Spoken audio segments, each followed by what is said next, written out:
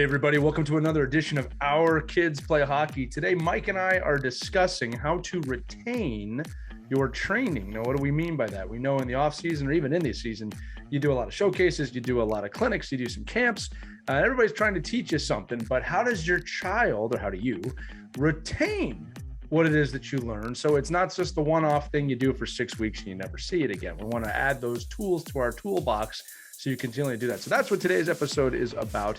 Remember, if you love what we do here, make sure to like and subscribe or 5-star review it wherever you listen. It really does help us out a lot.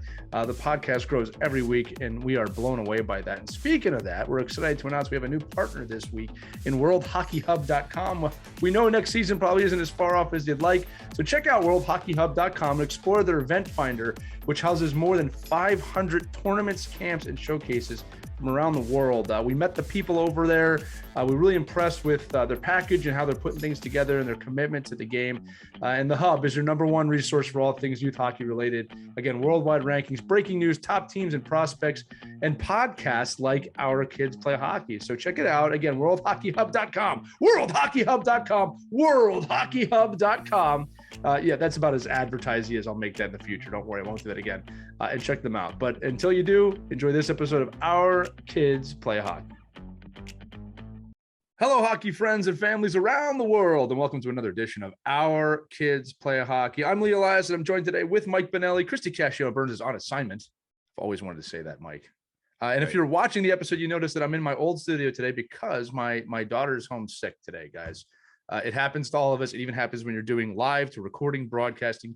You may hear a scream. You may hear a dog. You may hear something. But the point is, we're here. And today's topic, for those of you who've been patiently waiting, is retaining knowledge and skill after something happens, after a clinic, after a educational thing, and retaining that knowledge for the entire year. As Mike said, well, Mike, I'll throw it to you again to explain this better. But the idea is that you go to a clinic, you get a quick fix. How do you continue to keep that skill set in your repertoire beyond just the weekend you learn it? How do you make it part of your game? I've got a lot of thoughts on this. Mike's got a lot of thoughts on this. But Mike, a quick story, if you will, before we begin. You know, I remember when I was younger, this is one of my favorite quotes. It was Jaromir Jagr, I believe, said this. He said, you got to put a lot of tools in your toolbox. You know, you have your main tools, your hammer, your wrench, your screwdriver. In hockey, that would be, skating, passing, shooting. You get those main tools. But all those little tiny tools for certain situations, the ones you need to know how to use those, you got to get those, learn how to use them, and put them in your toolbox. And when you have more tools in your toolbox, you'll be able to fix and do more things. I always thought that was a great metaphor. But if you use a very specific tool once and you don't ever use it again, or 10 years goes by and you need to use it again, you're going to forget how to use it. You're going to find someone. It was a waste of money. You get to buy a new one. You know how it goes. But Mike, let me throw it to you because this was actually an idea that you had. And I love it because it's the two coaches today, two boys today. We miss you, Christy, but that's a topic for today. Mike, tell us what you want to talk about this one. Yeah, but I think it all stems from now. This is clinic season, right? So I'm in these rinks all over basically right now, all over the tri-state area. And you go in every rink, and on a Saturday morning, there's a power skating class. There's a stick handling class. There's a checking and angling class. There's all, and which is great, by the way. I think these are really needed resources for any player. But I think what we need to be careful of as parents is saying, okay, well, if I put my son or daughter in this program and in this clinic, that's it. I did it. Like I put them in the program. They went to an angling clinic. They got it. They learned it. Now you know how to power skate. Now you know how to power skate. And I think so. And that's another pet peeve of mine that, I don't know why we just don't teach proper skating from the start. You should do that. Mike Benelli's proper skating clinic.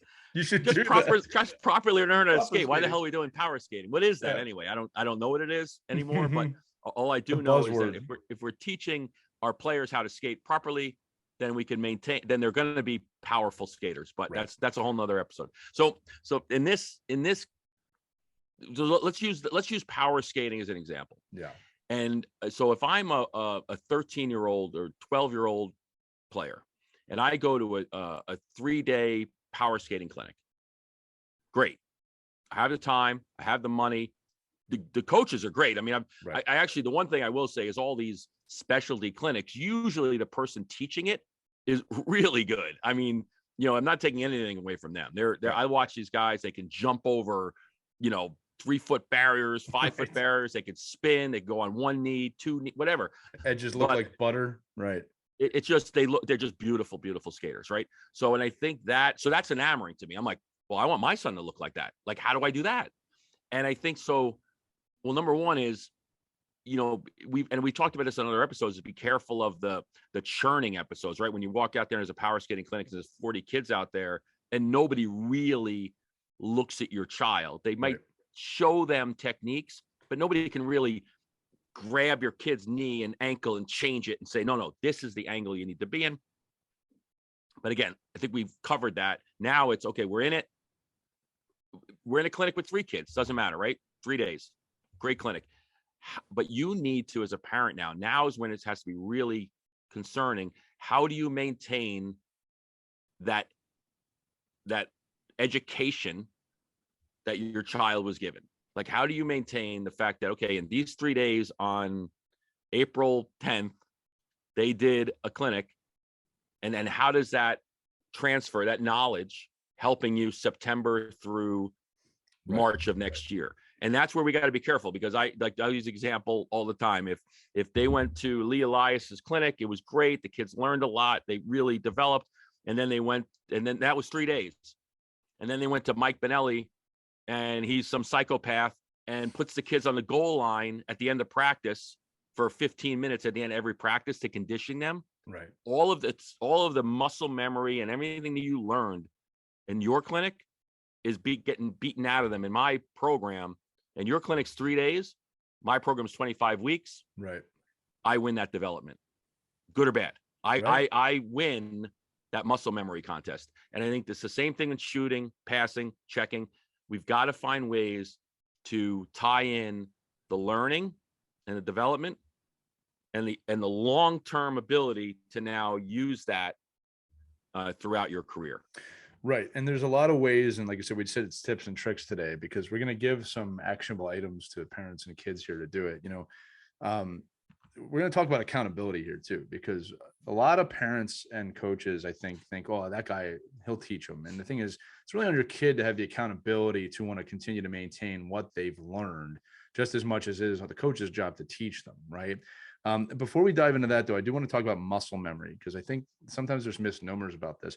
How many of you out there have kids that can go on the ice and do the Trevor Zegras, pick up the puck? They're 9 years old. They can pick up the puck on their stick and flip it up and put it in the net. I had 3 kids on my Might B team that could do that this year. All right. Now, a few things about that. I'm not against it. I'm not against it, because it's fun. It's creative. I can see why kids want to learn it. I am against it, though, if you can't properly stop on your left foot, right? In the sense of, why are they learning how to do that and not learning how to do fundamental basic skill sets? Well, they put the muscle memory time into learning that. And that's the key, right? They practice that over and over and over again at home, which is fine. And after a while, it becomes easy. So that's what muscle memory is, right? If you want to learn how to do a skill well, and this is everything from shooting properly to having a great stride, you have to put in the 10,000 reps or whatever it is to make it happen. So muscle memory is something for parents. I want you to understand that if you want your kid to really retain a skill, they've got to continue to practice it and put it into application, because Mike, and as you know, and I tell this to players all the way up to pro, you want to learn it to the point you don't have to think about it in a game. It just happens. All right. Trevor Zegras, when he does the Michigan play, I know he's probably clicking, oh, I can do this here. He doesn't think about the skill set, though. He just does it. It comes very naturally to him to do that play, just like it comes naturally for players to do other things. Go ahead. Yeah, no, and that's key. And that's key, right? If I swing a golf club incorrectly, right, for 5 weeks, and I'm really good at swinging it poorly, then it's going to be really hard for me to break that habit. Right. It's so if your kid is shooting in the driveway and they're like, oh my God, I love my kid. Look at him. He's shooting 500 pucks and they're all, off his back foot and they're flipping them up in the air. With the toe of the blade. The 500 shooting's great, but the muscle memory they're building is negative. So then because I used to get, I made a living out of giving lessons to 14-year-olds, trying to retrain them. And it's so hard because you can't be with them when you give them the homework to go home. Like that's why I like long-term programming. I like long-term clinics. I like I like clinics and programs where you go in and it's a 9, 10, 11 weeks that you do this, not 3 days on Right. Monday, Wednesday, Friday clinic and it's over. Again, I don't, We're not I'm not knocking them. Yeah. We're not discouraging those. knocking anything. Yeah. Yeah. I just think if you have the best of the worlds, Yeah. it's, hey, can I get my whole team out Right. here with the great power skating coach to teach them properly? And then can I bring my coach with me That'd be something. and then say, Yeah. this is what the muscle memory looks like. And I need you to cater your practices to replicate this.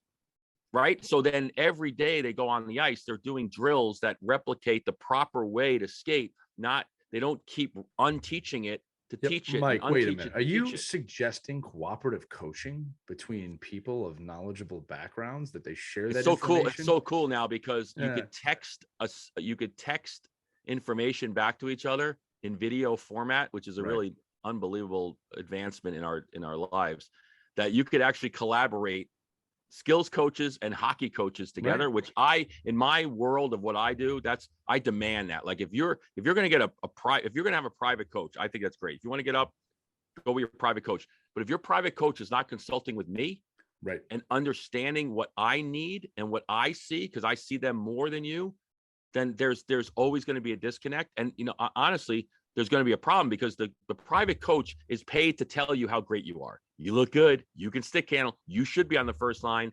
Wow, you have the best edge control I've ever seen.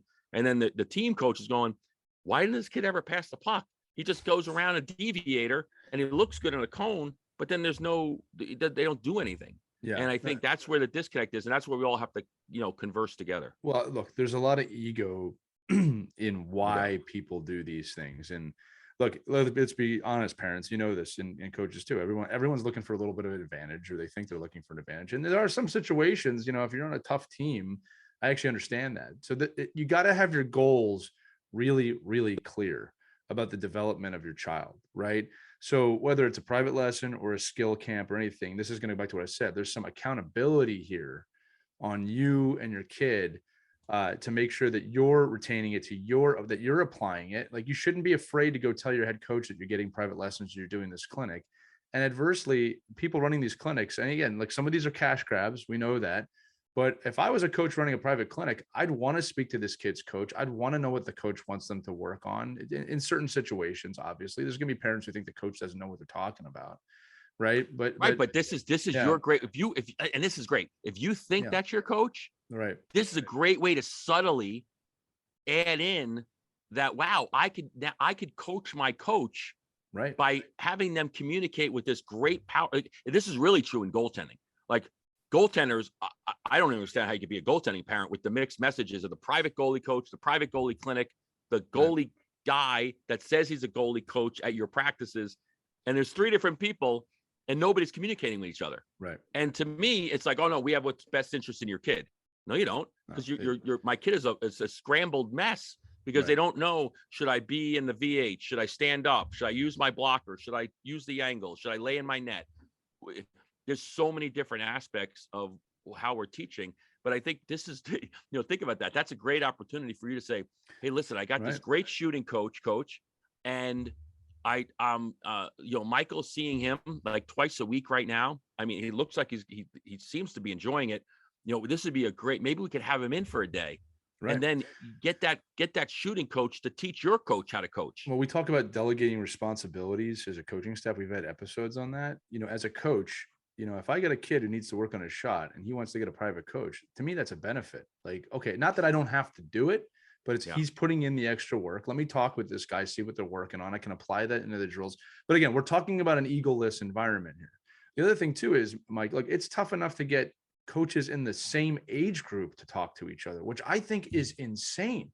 I remember this year I said that, like, why are all the Mite coaches not meeting once a month to go over what we're doing? Why is there no meeting between the Mite and the Squirt coach about the transition to Squirt?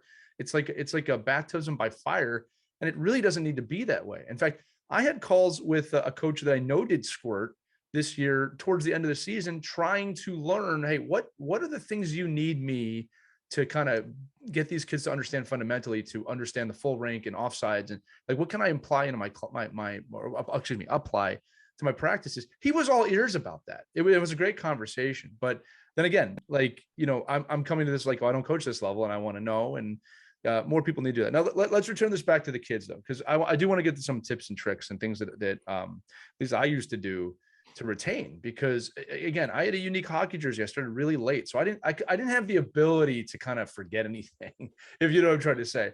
Right. One of the things, the first thing, one of the most simple things, and I remember my father made me do this, and I still do this to this day, is I have a notebook and I write down every drill I do. I write down things that I learn. As a coach, I write down notes from every game. All right. Didn't do it as in might so much, right? I did it at the start of the season. Once I felt like I had a grip, I put it down. But kids, if you're getting private lessons, even in practices, do you go home, parents, do your kids go home and write the drills they did that day in a notebook? It's very simple. It's very easy to do. They might fight you a little bit. I wanted to do it, right? But it's a great way to write down the skills. And I'll tell you what, when I was a teenager, I would go back to that notebook to look for drills when I felt like I needed to work on something, or even to kind of connect the brain waves to the body of, oh, I do remember doing that. Right. So that's the first step. Is it's simple, but the accountability was on me to go to a private lesson, come home, write the drills out, and then find ways to work on them. Keeping in mind, again, the best private lessons coach I had, we didn't do 10 drills in a private lesson. We did 3, and we did them well. We did them over and over and over again, right? Until I got the muscle memory built up. And then I had to continue to do them at practice. Mike, there are still in adult league, there are still warm-up things that I do from drills I learned as a kid that they're muscle memory drills that kind of activate skill sets in my brain. At least that's the best way I can describe them. Right. Everything from the iron cross to like some puck handling movement to even stride work. And this is in 3 to 5 minutes, but these are things I've learned over 30 years. Right. Maybe not that. And you just go into it like saying, okay, this is a comfort level for me. This feels good for me. This is how I kind of, get myself into game ready mode. And there's nothing wrong with that. That's where that matter of fact, that repetitive nature, that mechanical process is actually probably really soothing for your brain. It totally ready, is. right. It totally. just I'm not ready to play. I don't need to rethink anything. I'm just Yeah. It's like coaches that add like new warm-up drills like 2 seconds before you go on the ice. Why are you doing that? It just causes all kinds of like stress. Right. Well, look, let's go back to younger. Again, we always split these age groups up. We always say this is kind of like 6 years old to 12 to 15 is kind of that honeypot time period, and 15 to 18 is a little different. But even in mites, your kids should be doing a basic passing drill and then hitting the goalie in the pads.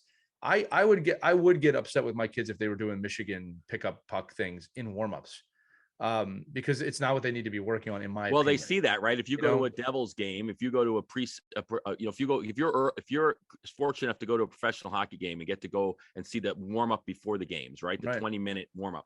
But they have 20 minutes. They have 20 minutes. But here's the thing. They also do a ton of basic work too.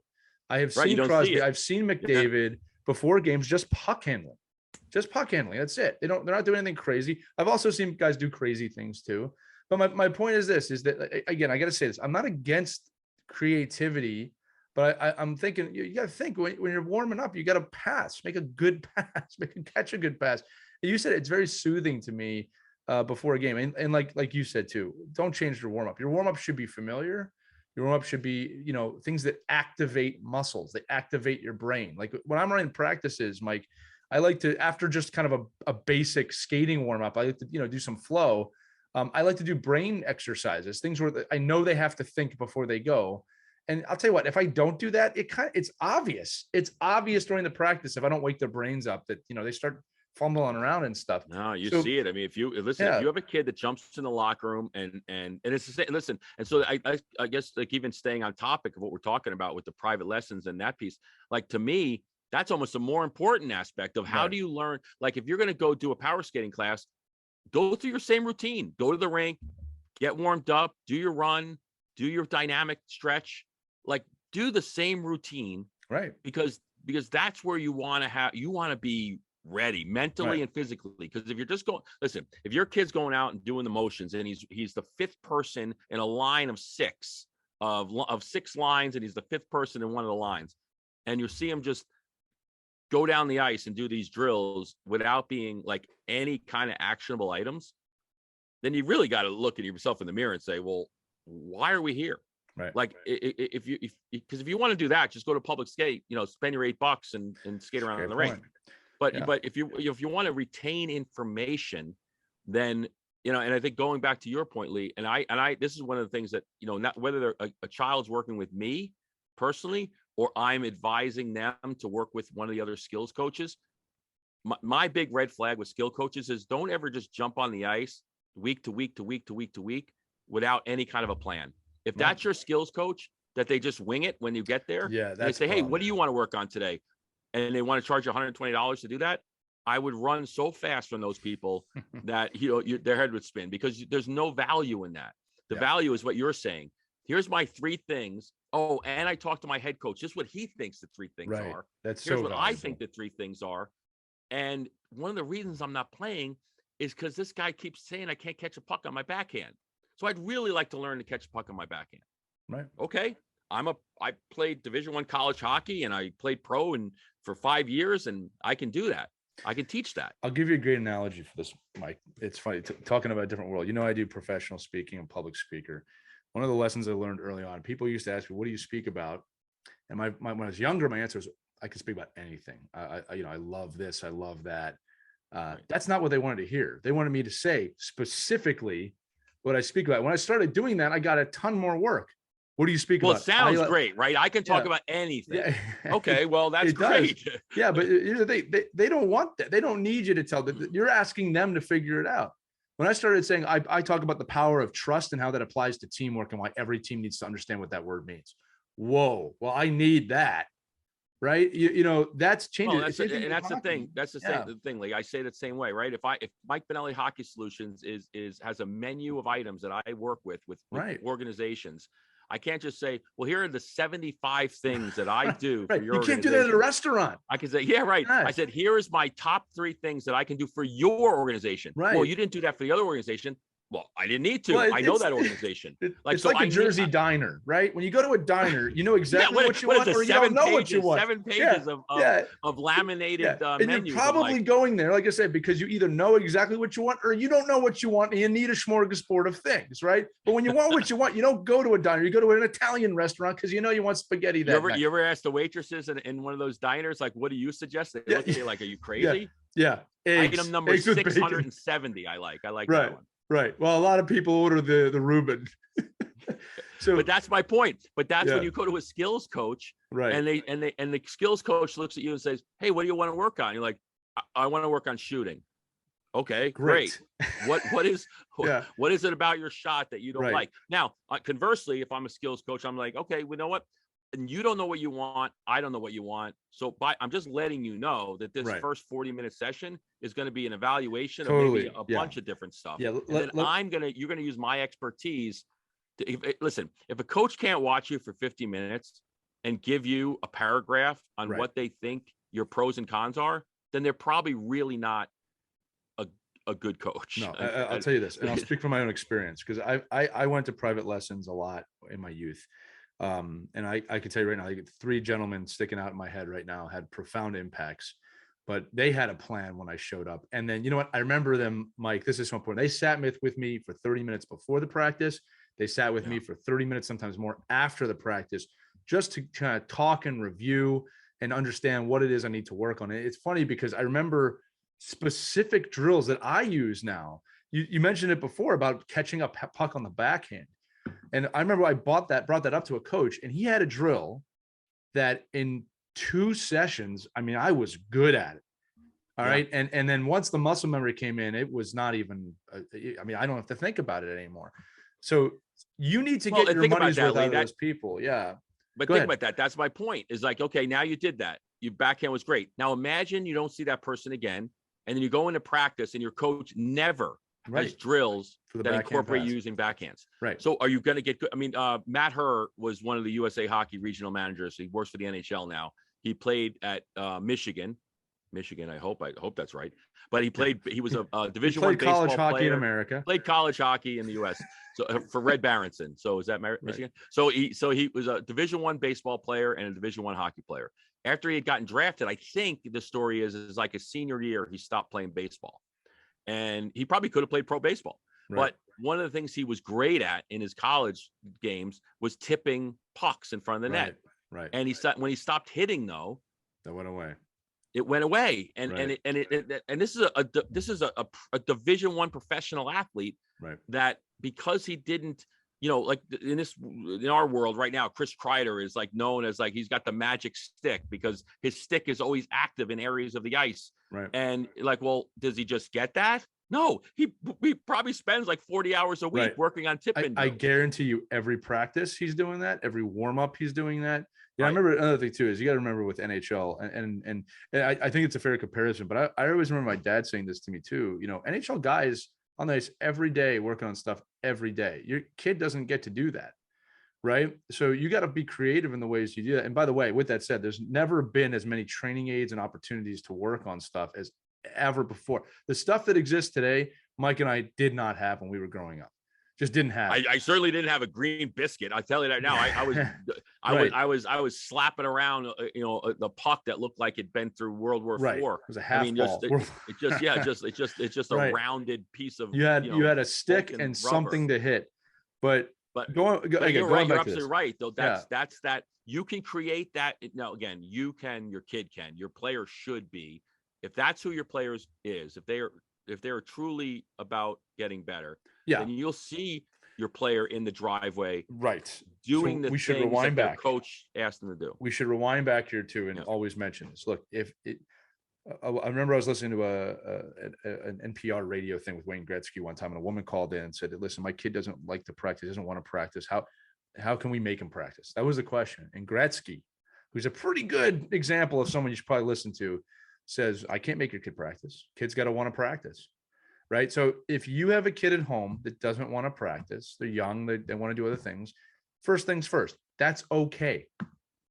It's really tough as a parent. Even I have this problem sometimes. It's really tough to sit back and go, "Oh, I'm paying all this money. They don't want to work on it at home." If you take the love of the game away from them, they're not going to do it anyway. Kids will be kids. Now, with that said, now I'll use my own son as an example. I'm proud of my son. Halfway through the season, he was having problems and he was starting to go the wrong way. He says, I'm not where I want to be with this. And I said to him, if you want to get better, you have to put in the time. And if you're serious about it, you got to put in the time. If you're not serious about it, that's okay too. But don't act like you're serious about it. He went downstairs, he shot, he learned, he got better. Okay. It was a cool moment. Had he not done that, that's okay with me too. All right. In the sense of if he actually doesn't care, right? He's passionate about other things. So I want to say that again, when you get older, this changes. My kid's a mite, all right? It's about having fun right now. When you get older, I've told this story in the podcast before. My father told me one time when I was 15 years old, I used to like for him to tell me to practice. And he said to me one day, if you want to do this, you will do it without me asking. And I never asked him again. I went out there every single day because I wanted to do it. Right, Mike? I think that's really important. If your kid doesn't want to do it, again, there's a little bit of a balance here. It's not, again, there's a difference between being lazy, not wanting to do it, and like just not being passionate about it. There's two different things there. If your kid's lazy, he just wants to sit around on his phone. Now get up and get outside. Do something else. But if your kid is just not into it, that's okay. I don't know how to stress that enough. Yeah, I got that the other day. Well, Dad, isn't this supposed to be fun? No fun. No, hockey is zero fun, sir. You can't. If I often get the little kids, especially I do this little rookie league, and the 6-year-old and 7-year-olds, and it's great now without masks on because you can really get to them and see their emotions, right? And I'm like, hey, listen, if you're smiling out here, you gotta go off the ice because this is serious business. And they'll smile and they'll relax and they'll be That's laughing. how it should be. And I think and again, but then our gear switch. Like, and we just like, you must like, and it is really, really like hard as a parent to watch another kid steal a puck from your kid or be a natural at something, or, and then you saying, well, see what that kid's doing. Yeah. And you be careful and with it that. really is. It's hard. Listen, it's difficult because it's the same thing. If you go to school and you're like, and you're looking up and down the hall and you're seeing all the art projects, and you're like, that's my kid's art project. Oh my God. Like I said, what do you do? Where's your I got a genes? Picasso. Oh my God, what did I do here? So this kid has no talent, but it is hard. But it's but that's parenting, right? But I think when it comes to, lessons and learning, like that's the key. If you don't, I don't care if you're 6 or 60, if you don't want to retain, listen, I've been trying to learn Norwegian for 10 years. We go to Norway every year, and I'm like, I just don't have it in me. Like I just there's nothing that does. There's no pain point for me, because I'm like, if I really don't learn it, I'm okay. I can still get by, So I think it's the same thing, right? There has to be desire from the participant, right, to be passionate about learning. And as a parent and a coach, you want to help create that desire. I think that's a big and you can. That's your job as an adult, is to say, well, you know what? Right. I can probably put this person in a situation where they'll find it. Right. And if they that's don't, exactly it. And if they don't, they don't. But I laugh all the time with my kids or the parents when I'm speaking to them about skill development. I go, listen, we're going to give them these tools. We're going to put them in this situation. They're going to learn it, or they're not. Right. If they don't learn it, there's nothing we can do about that. It's just not in the cards. Here's a thought for you, right? All our kids play games. At least most of them do. It's tough to get them off. They love it. No, just 1 more minute, just 10 more minutes, right? They love it. They love it. And here's the truth. They're probably pretty good at it. Okay. And what do we say? That's a waste of time. You should be playing hockey. Yeah. Here's the thing though. They're good at it. They do it. They practice it. So what's the difference between that and hockey? And the difference probably is we're hands off with the video games and tell them they can't do it to a point, right? They're having fun. All right. You got to make hockey and sports and everything else as fun as you can. Look, we have a saying in when we coach coaches, it's never be a kid's last coach. That's always a goal of mine. Do not be the last coach this kid has, because then it's your fault. All right. Most likely. Right. That's one of my presentations in when I do the coaching education program, is if you really want your son or daughter to get off the video game, sit with them and play the video game and tell them, no, totally wrong door. Don't use that button. Are you kidding me? What, did you come down here for 15 hours and you don't even know how to find the secret passage? Like to me, you want to belittle, you want them to quit, belittle them, tell them how stupid they are, how horrible they are. And maybe they'll run. And I do that. I'm like, will you run outside and play with me if I do that to We're using this as a metaphor, obviously. Right. Yeah, right. But no, I do it. This is what I actually do. So, but I think it's like one of those things where we're in a different world. They have control of their world, and we try to control the world. Like, so I think that, what are you going to fall to? You're going to fall to the world where everybody's like, oh my God, he's going to leave me alone down here. Right. And I'm just going to play all day. That's every kid. And it was us too. It was us when we were that age with other things. Like, and I think what happened is a lot of times at our age, it might've been sports. That might've been if somebody, listen, if my father would have made me go out and shoot pucks, I'd be like, are you kidding me? Right. Like, you just did it. I talked to Division I and ex-pro players literally every day, about their kids and about their desire to see their kids do things they did. I'm like, well, did your dad or mom ever demand that you get outside and shoot? Never. Then maybe we should think about that. Maybe that's a message. Maybe that's message. That's why you became you. They love to do it.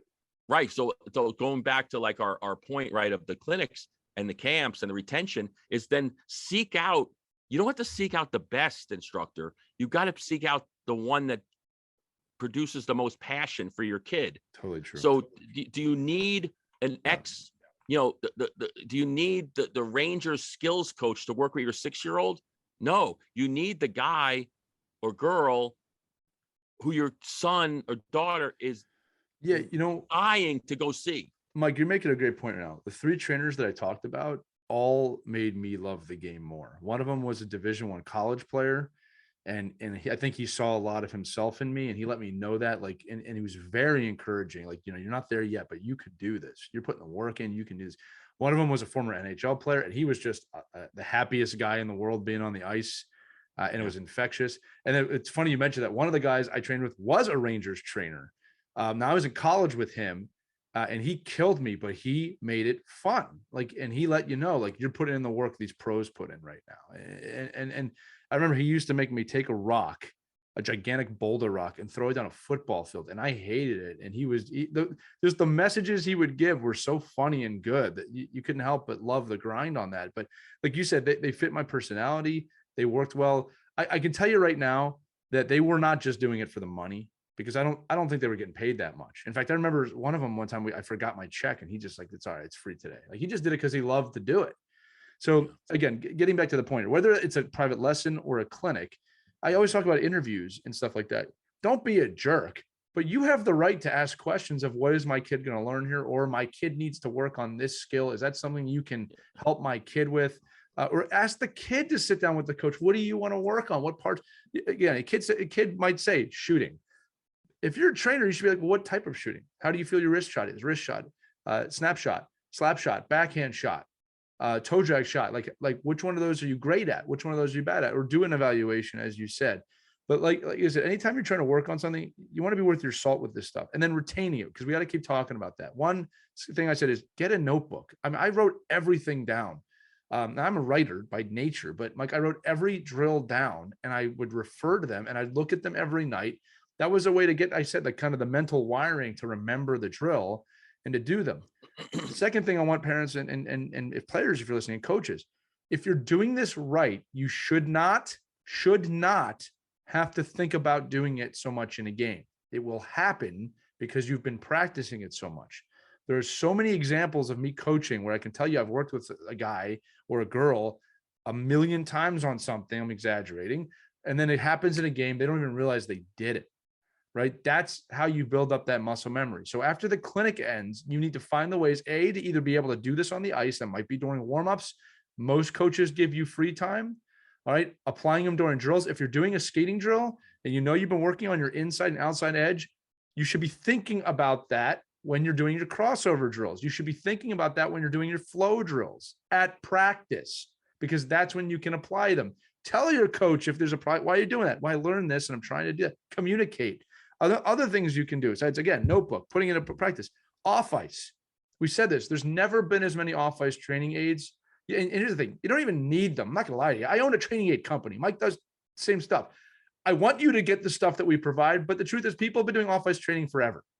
All right. If you need to work on your backhand, all you need is a dad or a mom to make a backhand pass to you and you can catch it, right? You need to work on your shooting, get a net, get a shooter tutor, get something out there, take 100 shots a day. I took 500 shots every single day after school.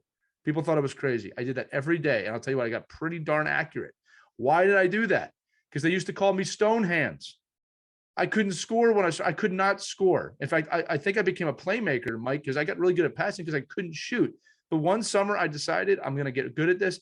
500 shots a day. I got pretty accurate at shooting, right? So you got to know where your gaps are in your game. Find the right clinic, find the right coach that's going to teach you that. And then it's not going to get fixed in 3 days. I always say this about team building. I can get any group together, any group. You could all hate each other. I can get any group to work together for a day. It's not hard at all. All right. It's not hard. Getting them to work together for 6 months, a year, 5 years, that's really hard. And it does not happen overnight. You need repetitive communication. You need repetitive drills, communication. You need to work on things over and over again. I can tell you this right now. I'm working with a group right now. Communication is the primary problem they have, and it breaks down every 3 months like that. And we have to do the same things, and they're getting better at it. But they know the drill, but they're not applying it enough. Last one I'll tell you, hockey team I'm working with right now has a problem scoring in front of the net, right? Well, what do we do? What do we do? Coaches, listen up. Players, listen up. Well, what are you doing in practice? What are you doing in your drills in practice? Are you shooting and turning away from the net? Guess what? They were. So I talked to the coach of the team. I talked to the goalies too, all right? Because I make sure the goalies know when I'm going to do this, because it's really wrong if you don't. I said, every single shot that's taken at practice, if there's a rebound, you will go for it. Goalies, I tell them, you do not have to try and save it if it does not correspond to the drill the right way. Obviously, if it's a scrimmage, yes, you need to try and save it. But if it's a flow drill, you don't need to go try and save the rebound, okay, unless you want to. Players, you do not turn away from the net. The shot is not over till it's in the net or completely out of play. You do that how many times in a practice, Mike? You're probably getting 20 shots of practice, hopefully more. How many shots you get in a game? 0 to 5 max.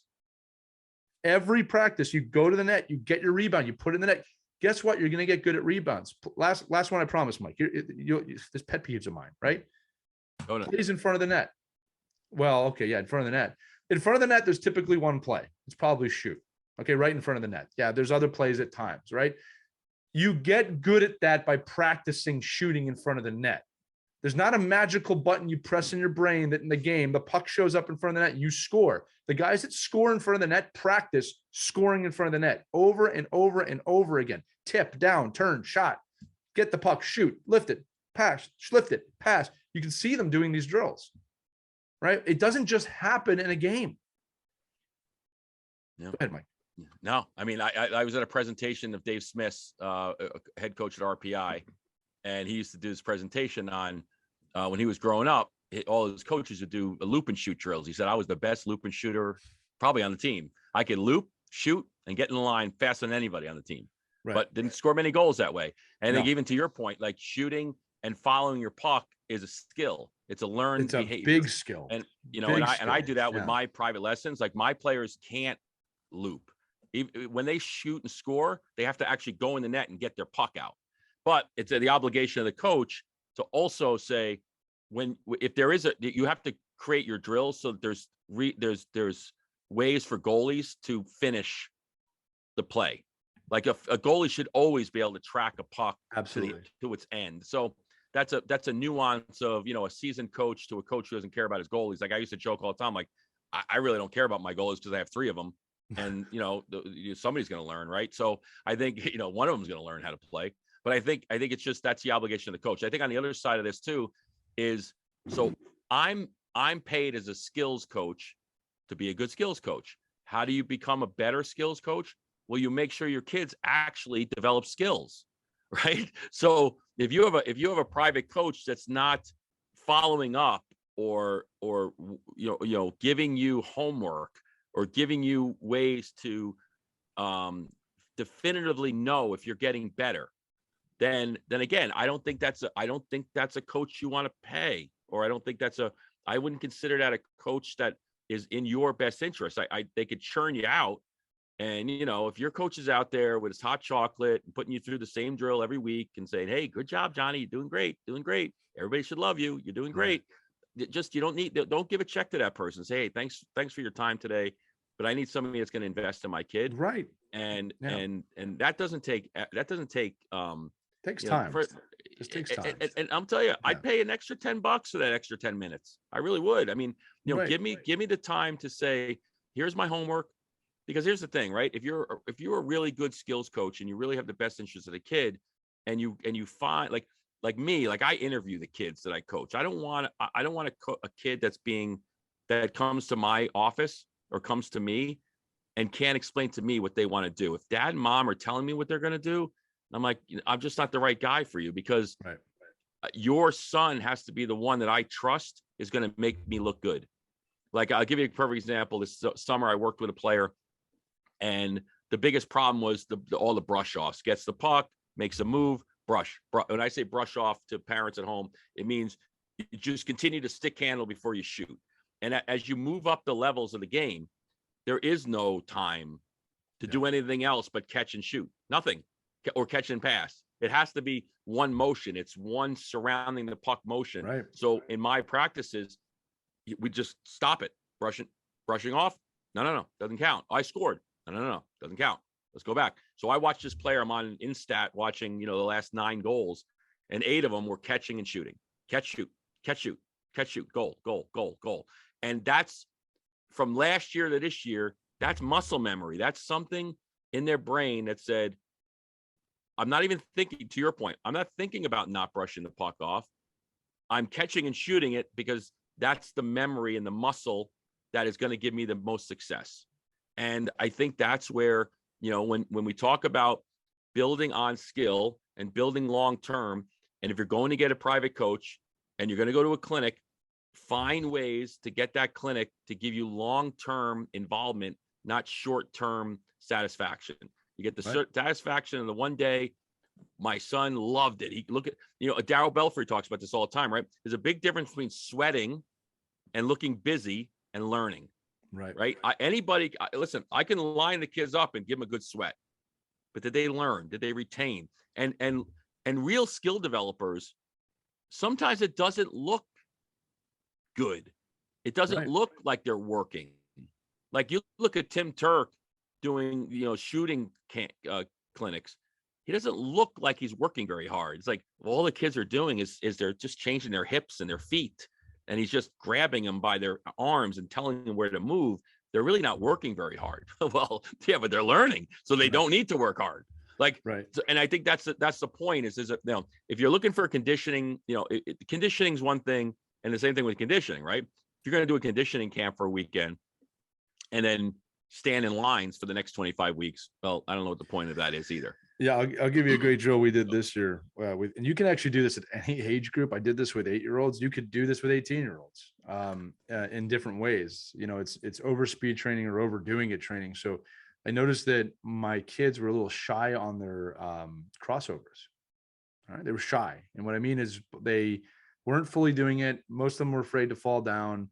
Again, first of all, I always tell young kids it's okay to fall down. It's the whole point. You're going to fall down as an adult. Doesn't matter, right? So what I did is, okay, kids, and I demonstrated first, I want you to do the biggest, most ridiculous crossovers you've ever done in your life around the circle. And I went first, and it's gigantic steps. Look like the Ministry of Funny Walks. I mean, Monty Python fans out there, just gigantic. And I'm telling, look how big my legs are getting. This is what I want you to do. It's okay if you fall down, right? And then they all did it, right? And it became so silly and fun that they were doing it. And it looked ridiculous. It looked like I was playing a joke if you're a parent, right? We did that 2 times. Then I said, okay, let's do normal crossovers. Guess what, Mike? Perfect. Right? Listen, I do exaggerated hockey moves with my kids even now.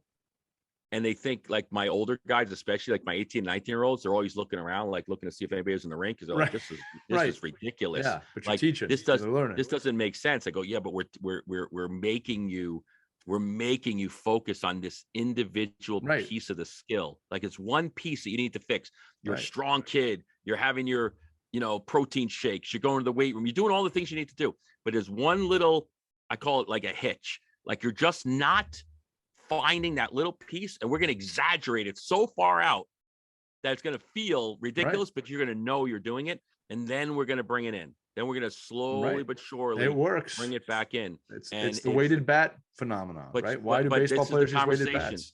Right. And this is the conversation I had all weekend, though, that's great and dandy. But if you can't maintain that same posture for 25 more weeks, right? Because we don't have time in our hockey worlds anymore. You don't have the time to practice 3 days a week in flow drills, do 2 or 3 games on the weekend, and then find time for skill development. And that's sad, actually, but it's just the truth. And I think we need to, here's the deal. Need to find ways to find time.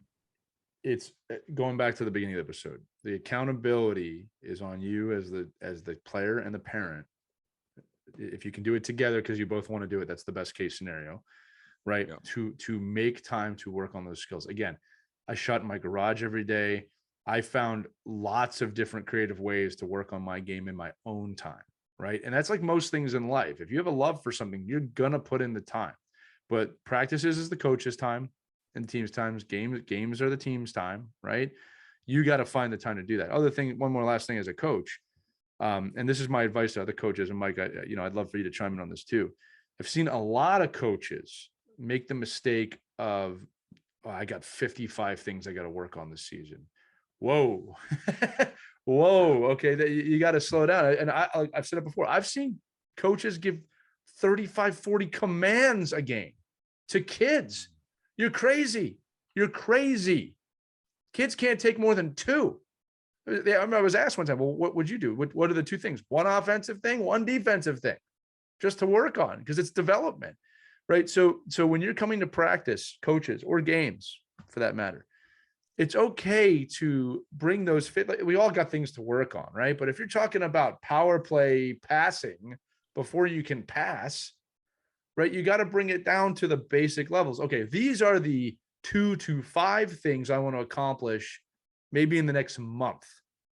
That's a healthy, appropriate goal for a coach, right? And then those skills can lead to other skills. And here's the thing, again, Mike, I want you to chime in this too. Let's say you get to the end of the month, you're not where you want to be. Do it for another month or find another way to do it. You got to be patient with the development. You got to find the fundamentals. I loved this year. I'm going to say this to you again. I loved this year specifically, knowing we needed to work on something like a breakout. And this is me though, breaking it down to what are the fundamental skills they need on a breakout. Again, that might sound basic to a lot of younger coaches. I've never had to do that before. Every level I've coached at, they've known the basic skills. I really like deconstructing, talking to other coaches. What should I teach first? How will they learn this? What drills can we do to teach catching on a backhand and then moving forward with speed? And then you realize you got to bring that even further back. I enjoyed that process, but it all starts with, okay, for the next 3 to 4 weeks, and it can be more, it can be less, 2 to 3 specific things from a team level that we're going to work on. And if you need to break it down more, okay, little Johnny has a hard time stopping on his left foot. We're going to give him some specific time or give him a coach for 10 minutes of practice. We'll work on that. That's how you start to run a really good team type situation. But if you're doing, okay, this week we're working on this, next week we're working on that, this week we're working on this, if you're working on 15 different skills a month, you're crazy. You're crazy. Find the 3 fundamental things you need to work on and get great at those before you move on. Mike. Yeah, and that's why the structure of team station-based practices is so brilliant and such a great addition to our sport, because you can group kids with the same tendencies and the same liabilities into their group. So if you have, it doesn't have to be the forwards and the D. It could be, okay, these are all the kids that are really having trouble with crossovers. When I have them in my small group of 5 kids, I can really focus on these kids because they have a similar. In school, we do it all the time. You don't put kids at 9 different reading levels in the same reading class. You have to extract the kids and put them in different reading classes because the kids that are advanced aren't learning anything because they're bored, and the kids that are not able to do it are not learning anything because they don't even know how to understand what the hell you're doing. And this is where parents get lost, though. This is where parents get lost because I want my kid to have the same opportunities as the kids who can read really well. Okay, your kid needs to learn the basic fundamentals of reading before he needs to learn the alphabet before he can read like that. All year I heard we've got to play AAA teams if we want to be a AAA team. I go, yeah, but you can't play a AAA team if you don't get to touch the puck. You don't get better. Did you listen to my last episode? Yeah, I had a B team beat an A team because we didn't do that all year. Right. To be the best, to play the best is fine and dandy, but you actually have to touch the puck. Right. Like you actually have to participate in the advancement of the player. So, and again, if you're a coach of a 6-year-old and you're lining the kids up, I saw it this weekend. I was laughing my ass off. So if you put the kids out in front of you on the bench and you take the whiteboard out with 6-year-olds and you draw up a play, which is great, I guess. Watch the kids when the whistle blows and they go out, and I guarantee you, if you had like the NBC tracker, where they have the kids, they show the guys' names, right? That if you showed the board and then showed the tracker, the kids would all go to different places anyway. They wouldn't even go to the right place. I'm like, didn't you just hear what I said? Because I don't even know. No, they're not even looking at you. Here's a fundamental skill. When you go to the left face-off circle, make sure you're going here, and the kid's like, which is my left again? Is it this? So Mike, it's a great point with this Mike team this year. Like, you want to talk about breaking it down? I remember I was explaining a drill to them one time, and I realized none of them were looking at me. They're just, it's the switch, right? And adults talking, it's let me look someplace else. So I had the wherewithal. I'm thankful for this.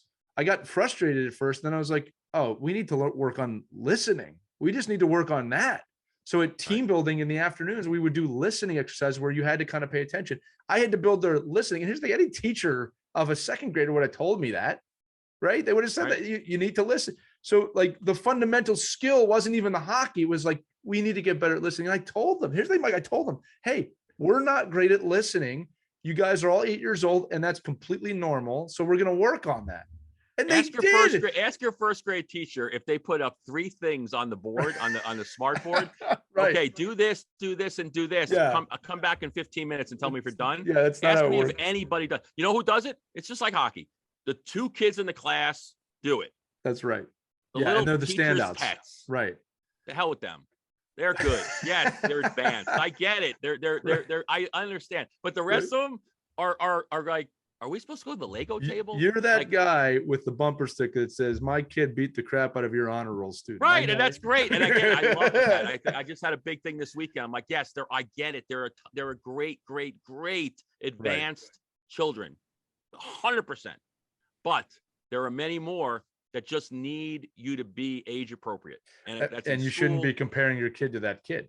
You right. need to And know right. where And your kid's at. so one of the things I wanted to bring up too, in this whole idea about retention and development and clinics versus the season too, is one of the strategies that I found with a lot of my players that really helps them is find, I call it an accountability buddy, like somebody else on your team that wants to work with you. Right. And it's not just you alone. And I think what happens is this is the best part about, being a hockey director and being in the world of sports, I guess, is the one dad that's always like, oh, no, we don't really do the extra work. And then you go to like the power skating clinic on Saturday and he's there. Yeah.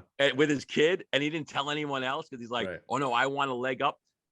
I'm like, well, doesn't make any sense. Like, are you insane? But they are insane, and I get it. So just the accountability, and again, I don't begrudge them. They don't listen to this show anyway, right?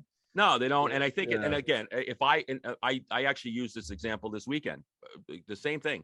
I'm unfortunately inundated with really great, child development, player development, pro coaches in my daily life. Like every day I talk to a pro coach, a pro skills instructor, an Olympic coach, women's national coaches every day.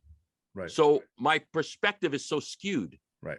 Because I'm like, why doesn't everybody see this? And I think it would be the same way. Like, I'm not a stockbroker, but if you sat me in a room of stockbrokers, they'd be like, this guy's an idiot. He just read the New York Times and he thinks he can, or the Wall Street Journal, and he thinks he can tell me how to run, do stocks.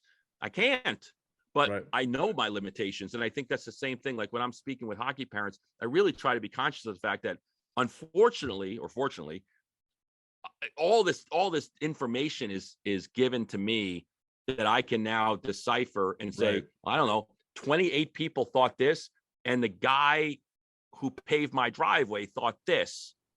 So who do I want to listen to? Right. The guy who doesn't know anything about what he's talking about. Now, if these 28 people told me to pave my driveway in January 16th after a snowstorm, I'd probably be like, well, I'm going to listen to the guy who paves driveways every single day of his life. That's who I'm listening to. So it's the same thing with skill developers. And I frankly, that's why I love this podcast, because we're giving hopefully people, clearing out all the gray and saying, well, listen, why don't you just do the right thing the first time and find your path easier. Now, again, and everybody's gonna have different ways to do it, but I think with the skill development aspect of this, most parents would just assume, I don't know, I paid a lot of money for the power skating clinic on last weekend. My kid should actually be probably a perfect skater now, shouldn't he?